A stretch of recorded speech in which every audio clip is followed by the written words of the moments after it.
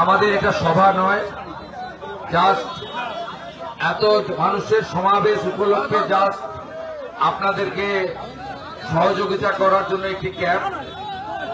আমি বয়াল 1-এর কনভেনার গুরুপদ ভাইকে, বয়াল 2-এর কনভেনার দেবু ভাইকে, বয়াল 2-এর প্রধান নিবেদিতা বর্মনকে, বয়াল 1-এর উপপ্রধান চন্দ্রকান্তকে, এই জোনের জেলা পরিষদ মেম্বার মামনি বোনকে, এই মণ্ডলের সভাপতি সৌমিত্র ভাইকে, জেলা কমিটির সদস্য ব্লকের কো কনভেনার রঞ্জন ভারতীকে, রাজ্য কমিটির সদস্য প্রাক্তন আইপিএস দেবাশিস ধরকে, সকলকে, আমাদের এক্স সার্ভিসম্যান নবীনদা থেকে শুরু করে প্রত্যেককে আমি, পীযূষ ভাই থেকে শুরু করে প্রত্যেককে আমি ধন্যবাদ অভিনন্দন জানাবো।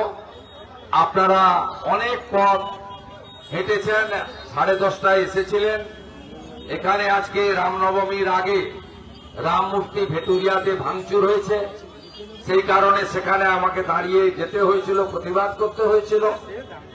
এবং আমি এখান থেকে নিমাই ভাইয়ের বাড়িতে যাব, যারা মিথ্যা মামলায় 9 মাস করে জেল খেটেছেন, যাদেরকে অন্যায় করা হয়েছে, যার চোখ দিয়ে, যার নেতৃত্ব দিয়ে আমি এই এলাকা দেখতাম, তিনি সঠিকভাবে তাদের পাশে দাঁড়াননি।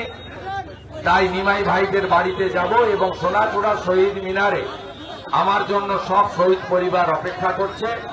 এখান থেকে অনেকটা পথ যেতে হবে, আমি তাই কথা বাড়াচ্ছি না।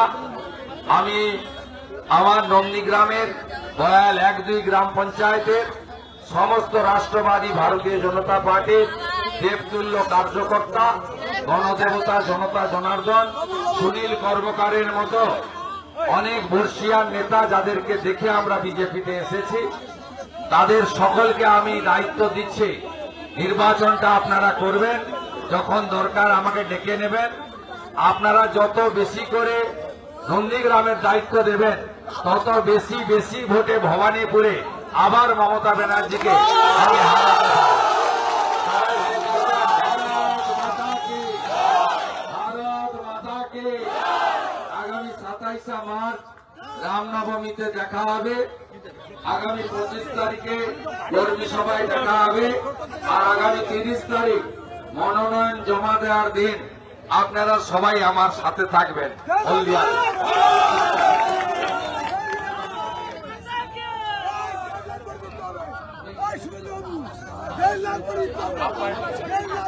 আমরা স্যারকে বরণ করে নেব।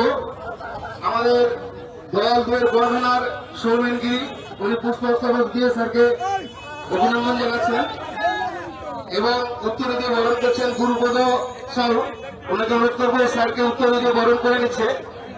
আর মাল্যদান করছে আমাদের বয়াল 2 প্রধান নিবেদিতা বর্মন মহাশয়া, উনি মাল্যদান দিয়ে স্যারকে বরণ করে নিচ্ছেন। জয় শ্রীরাম।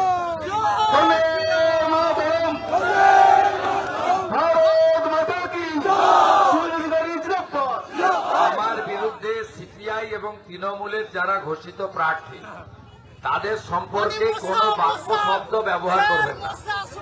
কারণ আপনারা মমতা ব্যানার্জি শুভেন্দু অধিকারীর লড়াইকে, মমতা ব্যানার্জিকে হারিয়ে আমাকে জিতিয়েছেন।